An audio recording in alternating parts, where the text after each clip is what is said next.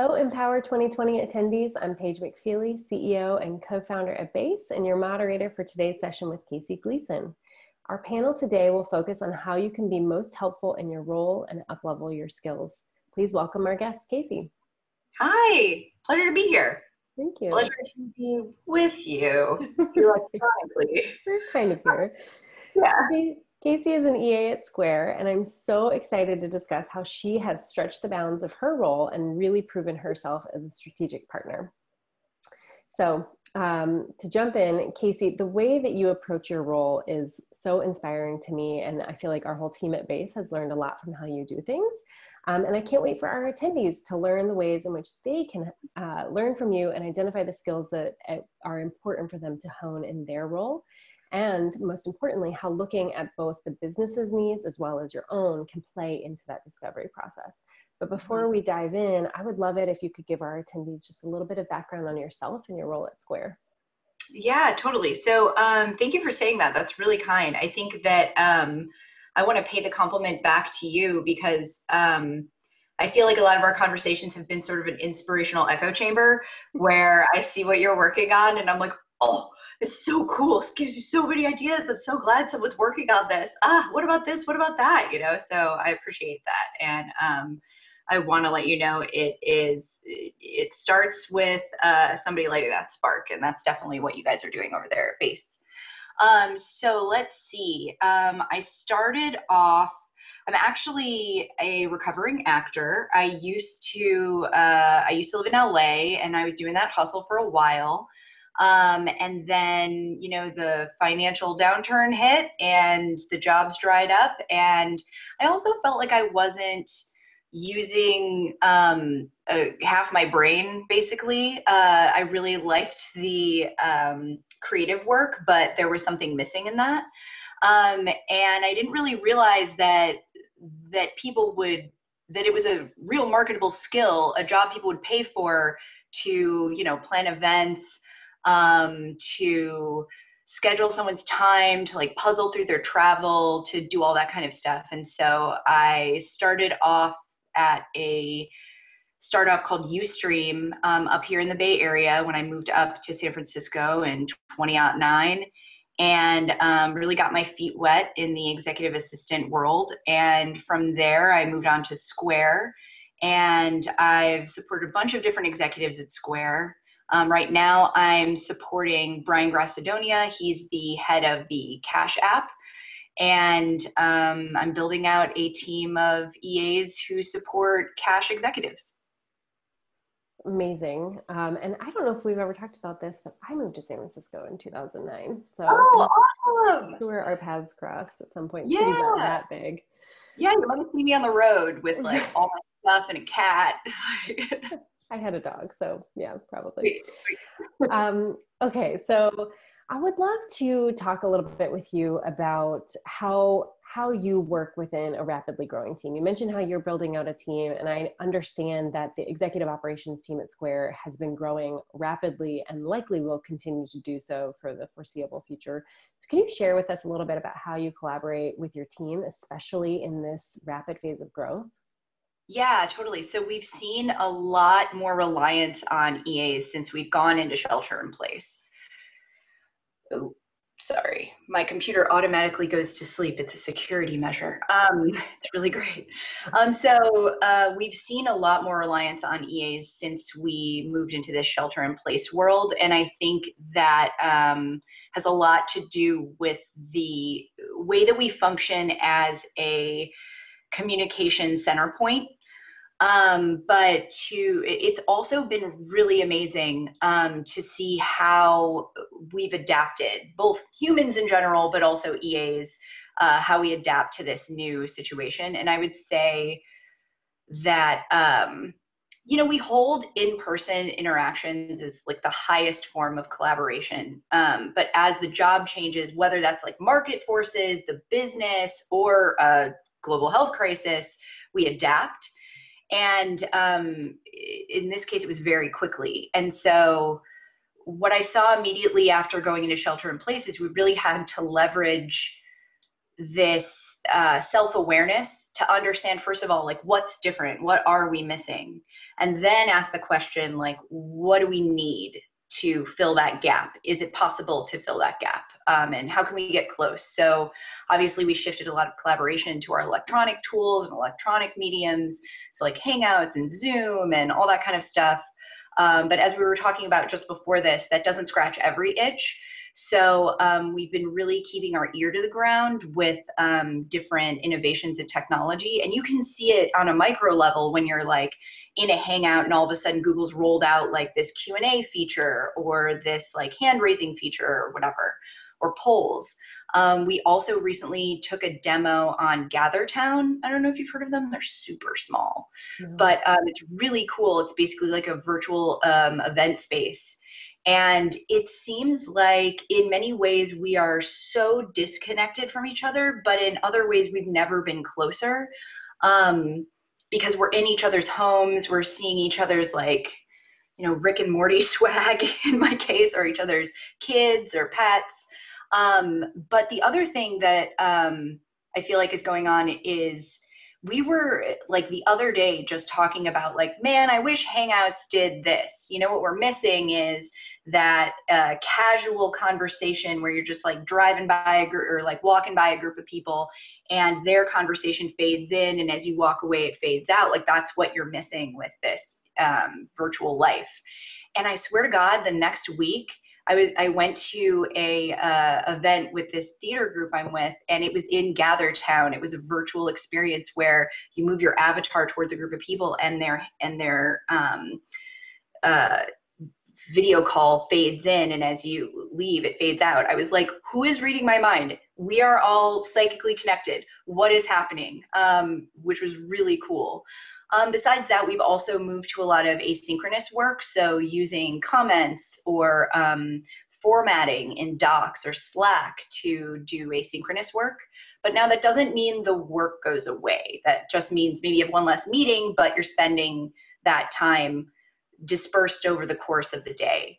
But generally speaking, all of this goes to say that it makes collaboration way more deliberate, which now we're thinking can put different personality types, different learning styles at a disadvantage.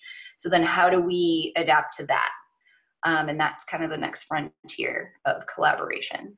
That's so interesting. I think of Square as one of the big success stories of the pandemic right now, or especially within your team, because everybody that I talk to at the organization is talking about how, for one, the executives really seem to get it. They get the value of this role. And it seemed like, from my vantage point anyway, one of the first reactions was lean deeper into this support structure that we have, because that way we know we can get more done. We can reach greater lengths if we work together on this. And of course, you guys are already pretty tech savvy, but I think that's a really interesting question it brings up of how do you account for different personality types? Because I think one of the hardest things of being in this remote setting is, we call it any number of different ways, but managing up or promoting the value that you bring, or making yourself shine, or really just like being able to point to the value that you bring by bragging a little bit. It's not possible for everybody. So like building that into your everyday workflow to show like, hey, here's what I did and why it matters, versus saying, come and look at me, I'm a humble bragger, I think is really yeah. And that's while you have all these blind spots. So, we realized really early that first of all, there's something missing. I can't just like stand up from my desk and kind of like get a vibe of everybody sitting, in the room, right? I can't see the informal interactions that my executive is having with different people. I can't read people's body language. And so we know that we have those blind spots. Okay, how do we compensate for that? And I've been seeing a lot of the compensation is really driving towards using your words and being like, hey, are you worried about this? Or is there some concern with this approach? Or is your spidey sense going off in some way? And just shifting that to like a straightforward conversation rather than like, I already know you're hungry. I can see it from your body language or whatever. In some ways I really like that because it like makes us use our words and be upfront about stuff. But in some ways it's kind of like I don't know, you're less intuitive. Your antennas are blocked, basically. Yeah, without that face-to-face read, even on Zoom, it's really hard to get that full vibe of a person's body language and how they're feeling. Yeah. That And actually brings me to my, oh, you go is ahead. the body language even there? Like we're all sitting or like standing in a, you know what I mean? Like, is it there to be received at all? So, Right. Yeah, that's a really great point.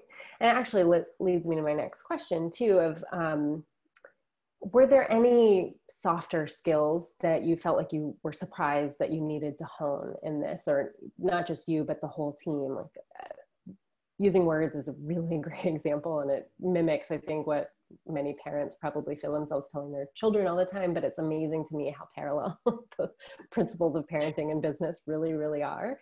nice. But what else have you noticed there? Um, I think that it's when you do have somebody on a call, it's important to, you're reading more into like not just what they're saying, but how they're saying it. And looking for, I mean, we do this in normal times too, and in our regular job, but EAs are really good at pattern recognition. I mean, humans are really good at pattern recognition, but we take it and we say, okay, this is my bread and butter. Like I'm going to notice patterns about if you get run down at the end of the day, by what time you get hungry, are you into the Oxford comma or not? Like stuff like that. The Oxford So, comma. Such a good question to ask. right, but like if you're helping somebody with communications, you're like, oh, that's okay, so you like things wordy, or like, oh, you like small sentence, just stuff like that. So we're already attuned to that. And now that we are not getting these inputs from things that you get in person, it makes these other signals way stronger. And I'd say generally it it's more important than ever to lean in on those soft skills and like take those signals, so long as you're not making a mountain out of a molehill or like taking something personally or letting something get under your skin. But even if it's hard to disassociate what is okay, now we're all shelter in place versus what is just the general tenor of the world environment that we're in right now. It's not just now you work from home and everything's normal. It's like there's a lot of really important, impactful conversations going on. And I think we talked about this before, but before we went into shelter in place, I think I was telling you about how for the first time in my job as an assistant, I was starting to see like global international politics like really seep in on the ground level to my work because our teams are so distributed. So when you have, and we're living in that world, you can't divorce those two things. So everybody is coming into the room with that energy. And sometimes it affects people that day. Maybe it's like a bad day. Sometimes people are like, they found the silver lining and they're walking on sunshine that day. But I think that through this experience, we've all developed that sensibility to recognize that. And we've sort of set a culture that is, when you're down and I'm up, I'm going to be there to catch you. And that's not, and we just kind of like go around the circle and hoping, you know, if everybody's down that day, like then we all kind of fall in instead of falling out. And that's not something I like hired for. That's not something I was like, hey, can you be like sort of in a group therapy session with people? That was not like part of the job. It's just like a happy circumstance that occurred and that we wouldn't have been able to really test at all unless we were in this kind of environment. So people have their antennas up. It's just the signals they're looking for are different, and sometimes harder to find, and sometimes just different.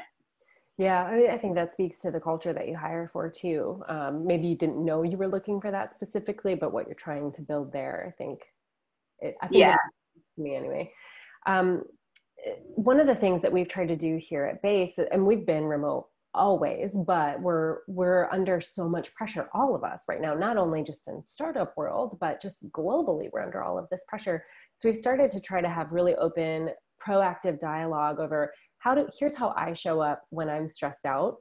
You show up when you're stressed out, because you know, maybe someone's Slack messages start getting really short and curt. Okay, Yeah. they're not mad at me, but I'm reading through the lines that they might be stressed out. And some of our leadership team has taken it so far as to write a user guide for themselves. So that's been really helpful when other team members start. I've got a user guide that I'm like, here you go. Here, when I'm here's what to do. When I'm going haywire over there, here's what to do. And here's how to really win with me. That can kind of preempt some of those uncomfortable conversations when you've got the added layer of stress. I love that. I love that. We have a few going around, but it'd be dope to have one for everybody. So you're like, are you mad? I'm going to click into your thing.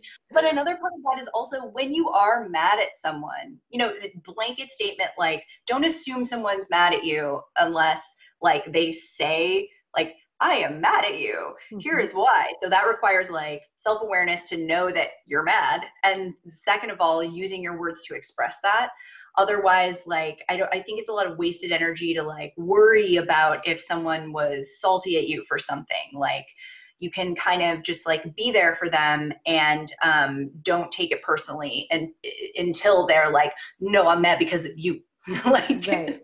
Yeah. Well, I find commonly people don't ask, how are you?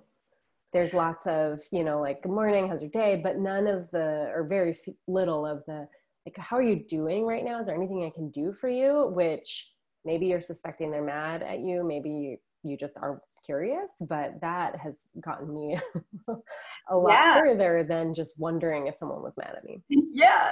Why don't you ask? Yeah, totally. And we've kind of turned how are you into like, hello.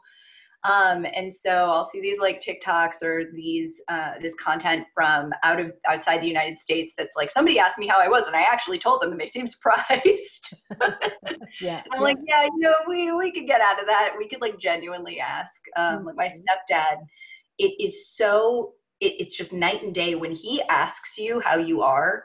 He's like staring into your soul and he's like, how are you?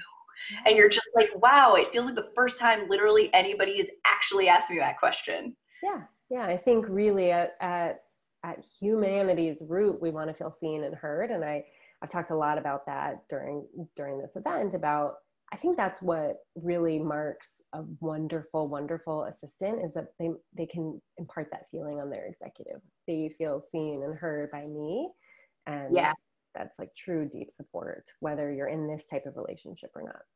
Yeah, you know, and having, you know, we prize being 10 steps ahead, looking out ahead of things, being forward thinking and proactive.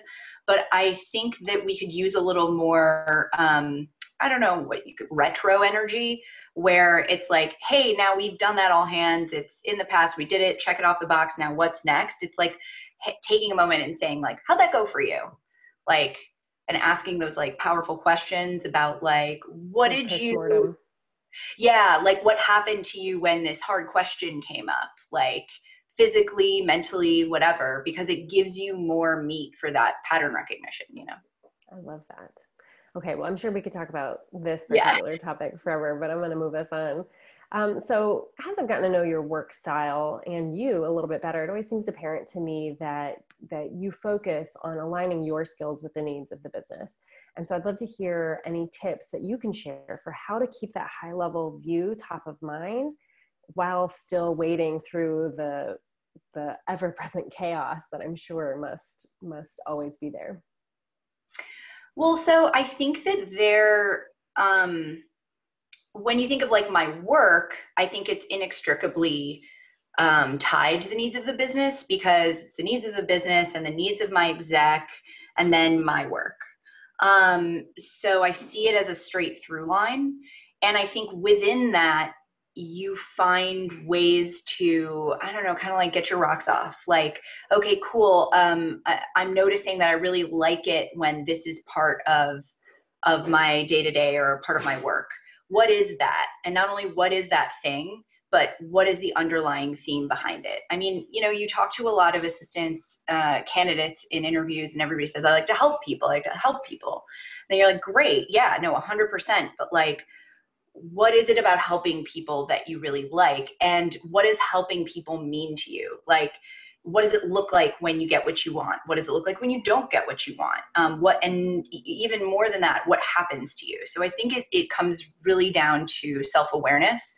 noticing and doing your own self retro, right? Like, oh, I really loved putting that all hands together, but something was not right about it. Maybe I am not comfortable with public speaking or something like that. Or maybe you recorded it and the sound of your own voice is just like making you freak out. I don't know, just something around that. So like, for example, I don't think this is super tied into like necessarily, it's not a direct route to the needs of the business, but for example, I was doing a lot of like video editing for like this theater group that I'm in outside of school. And as we moved into shelter in place, and we were like, okay, one of the things we're going to want to do is like really up the production value of the stuff that we send around. I mean, we've got recordings to work with, great, like, but we want to engage people. And if engagement is all through a technological medium right now, then like, let's make it like Oscar worthy meeting recording, right? And so I was able to pull in some of that, some of those skills, and then went a little further than that. I was like, okay, well, how do we manifest our culture in these videos? And I was like, well, the content is the culture, right?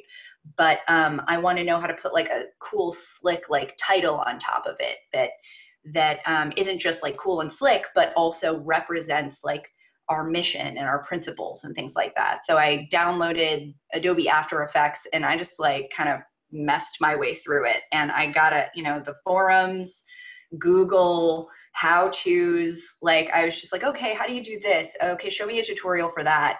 And it's a learning process, but I got like a lot of joy out of A, learning something brand new, B, doing something creative that's related to the work, and C, asking myself the question like, okay, if I'm going to make a slick title sequence, what is a Cash App slick title sequence look like? And then how do I learn how to do it?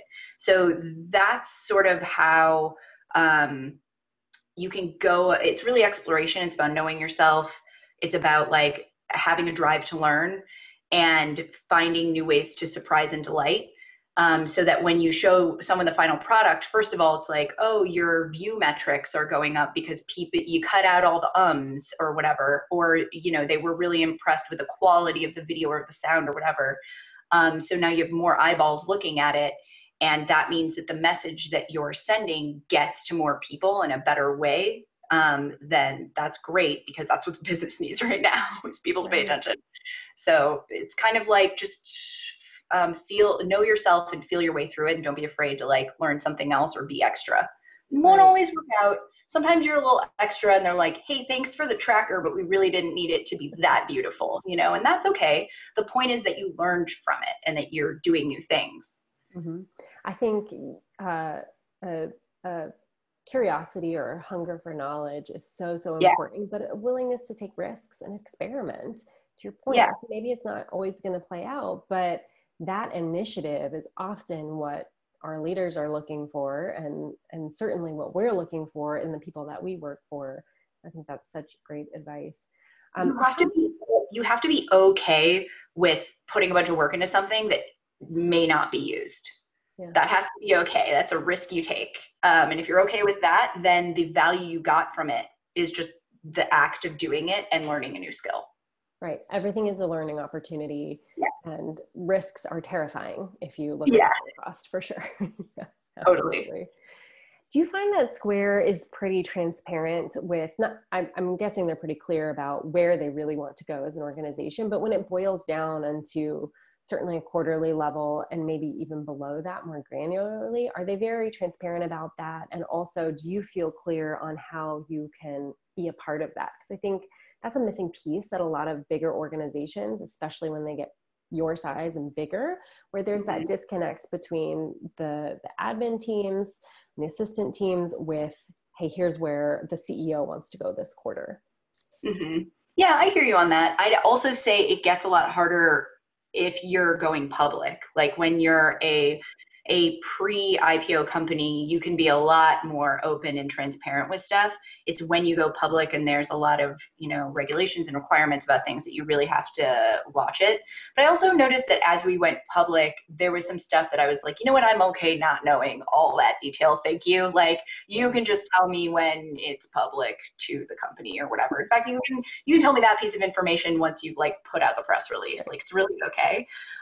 Which was a big change from my mentality before, which is like, just give it all to me and at least I'll have the context and I'll know where I'm working. I'd say that Square has done a good job at maintaining the kind of like small company, pre-IPO company transparency it can. Like, we have open calendars. So I don't mean like wide open, but I mean all calendars are open for anybody else with the Square LDAP to see. Now, you can mark different things private, and I think you should, but I think that really helps, first of all, for EAs to even tell if you're out of the office or not this week or whatever. The other piece of it is we are a bit email happy. We send a lot of email. And sometimes, especially when people start, they can be a little bit like, oh my gosh, am I supposed to read this all? No, you're not supposed to read this all. So you have to really like out the gate dial in your filters and your folders and your dust off those SAT question skills to figure out like what stuff is relevant and what stuff is not. So some people, have beef with that because it just seems like too much. But then I love it because then I always know if I have a question, I can go look it up. It's somewhere, or at least a thread of it is somewhere. And if I can find a thread, I can usually figure out who's a subject matter expert. And if I have more questions, I can reach out to that person and have a conversation. We also do, I think a lot of companies do this, but we do like an open town hall Q&A session that the entire company is invited to, and it's with leadership. So I think that that's like a really important channel to have because it gives you the opportunity to speak directly to leaders about stuff. But I would also say that with all of the information flying around, it's like really rare that the thing you're looking for can't be found with a little bit of like elbow grease and search in your email or in the wiki. So I think they've done a really good job at maintaining transparency. I think it's always a struggle because, as we've learned this year, it's not only the business changing, but it's also the world changing. And I would say going remote definitely feels like less transparency because you're not in a physical space where you can see the goings on between people, but it's out there. And if you want to find it, like you could find it. Like they send around the board deck before the board pre-read before board meetings. That's cool. So that everybody can read it. So yeah. I like that a lot. Yeah. I think it's important. It takes, certainly on the leadership's point of view, it takes extra work. It must feel like extra work, but I think it's so important to include everybody and hey, here's that mountain we're going to go climb and how we think we're going to do it. Yeah, totally. And EAs are a key part of that, not only in creating this material to be distributed, but also as a focal point and like the center of the nervous system for the rest of the company. Like 9 times out of 10, I could be like, oh, I'm wondering about this little piece of information. Could probably ask that person's EA. Yes, exactly. And I think you guys are obviously a pretty big company, but as we look at some of these more legacy companies that are thousands and thousands of employees and not necessarily tech centric, I often feel like the support hierarchy in there is like this great hidden weapon that has not been fully utilized. And of course, that is a sweeping generalization that is not universally true, but I think I do get a sense that this is where we're going. I think now that we have to reevaluate how are we working together. We're not all 5,000 of us piling into one building any longer. We are all over the place. Some of us are trapped in different parts of the world. So how do we really lean on each other without adding the extra workload? I think that's great. Yeah, I'm not really somebody who could like say that about most companies. I just don't have the experience with that, but I tend to agree with you. I tend to find like that is an untapped resource, and you're trying to go for this like, where do I double click into the depth of something when you, by virtue of how many people you have to maintain this level of breadth. And I think EAs could be critical to that. Obviously, I'm biased about the centralized structure, so I feel like it's a critical part of staying connected to everybody. We have regular meetings. We are accountable to each other. We are incentivized to collaborate with each other and teach each other things. And I think that that helps us stay in communication and helps me at least stay connected to something that's going on like way across the company. Right. So this will require a bit of conjecture on your part, but I'd love for you, I know, sorry. Don't ask me when there's a vaccine. I have no idea. It comes up all the time. Oh gosh, yeah. You can't read the future too? Yes. Yeah, no, I'm like, that's not our chosen field. Yeah, but I know. I'm thankful. I say frequently that I'm very thankful I don't work in a life or death industry, because this is stressful enough. Yeah, definitely. So for a lot of our audience is going to be from some of these larger companies where they're likely not centralized, and they aren't necessarily looked to as key leaders within the organization. Even if they are, it's not with as much support and resources really that you all have available to you. So if you could put yourself in those shoes for a moment and think through, how would you attack that? How would you go about making sure that you are contributing to your business and its overall objectives, and finding ways to uplevel yourself if that wasn't kind of laid out for you the way it is now? Contributing to the overall business and upleveling yourself. So I think in an organization that isn't centralized, doesn't have a centralized EA team, and is much larger, not necessarily reaping those interconnectivity benefits. So I think that in that case, it does depend on what threads I have to pull. So if you're in that situation and you have very little transparency, then it's going to be way harder for you to pull on that thread to kind of get the context that you need, to get the information you need, and to prove your point. But I do think it's about proving your point. And the point being, here are the benefits you could reap if you empowered us more, gave us more agency, right? So I think at its most fundamental level, you have to get buy-in from the other EAs. I mean, it's kind of like union organization, but you're not really making a union. You're basically saying hey, we are similar and we could really be an asset to this company if we were organized, basically. And so you kind of have to start small with a few EAs, maybe in your immediate department. And really those are the first people who you have to sell on this idea.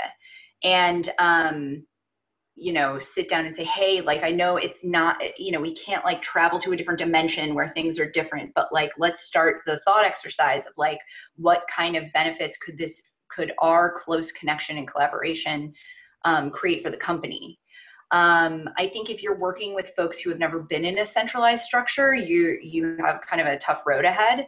Because I remember when we first moved to a centralized structure, I was super skeptical. I was like, well, nobody else does it this way. And I was just, in my EA brain is thinking of what are all the things that could go wrong with this? So I think you kind of have a hard sell there. So you could probably just start with hey, we should meet regularly. And talk about our marching orders, cone of trust, cone of understanding, okay to disagree but commit.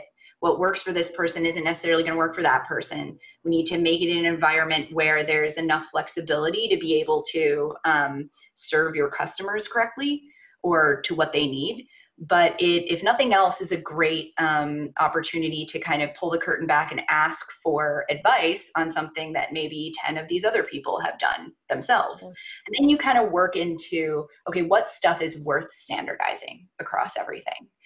And then you kind of gather more converts and make your case to the powers that be. I think you need to decide if you want to centralize, where in the organization does it make sense to centralize under, or are you your own special department that reports straight up into the CEO? And then you kind of make those decisions in a group. And you just have to make it psychologically, it's not that easy, but you want to make it a psychologically safe space so that people can have crazy ideas And Right. you have time and space and energy to test those things out and see what comes of them. I love that so much. And I'm guessing we will get this question, which is always a really hard one for me to answer because there's so many nuances here, but I'm going to do it to you.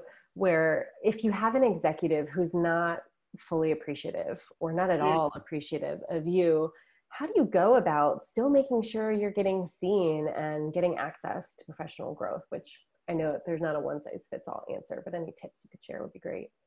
No, I hear you on that. I had an experience like that back in the day, and I was the only EA, so it was a little hard to figure out. I mean, first and foremost, I also didn't have a lot of good like modeling. Like there weren't many women in the leadership group. So I started off with just like making sure I had, and this sounds kind of corny, but I would like have pictures on my desk of people who characters in movies and stuff like that, but people who really to me represented like like a powerful female role model who succeeded despite the odds and has agency over their work. And I know it sounds kind of silly, I love that. like why do you have a picture of Foxy Brown on your desk? It's kind of like but it really it helped me keep my eye on the prize, and like no matter what's going on, no matter how granular or everything that's flowing around, like I know what I want to be when I grow up, and I think that that's important. I mean, the dangerous answer is that you just kind of throw spaghetti at the wall, and that's what I was talking about with your drive to learn and doing things nobody necessarily asked for, knowing what is going to be fulfilling for you, and kind of just seeing what resonates and seeing what's going to make it click for this person to see that I am much greater than you're using me for, right? Right. But straight up, sometimes that stuff doesn't even work. Like they're not really interested in that kind of thing. Um, but if you don't show, then you're just telling, and showing is more powerful than telling. Mm-hmm. I think that if you should also look for people in the organization who are doing the kinds of things that sort of bleed into your work that you could see yourself doing. So for me, it was a guy on one of the teams who I supported who had like a business consult background. And I saw the kind of work that he was doing for my exec.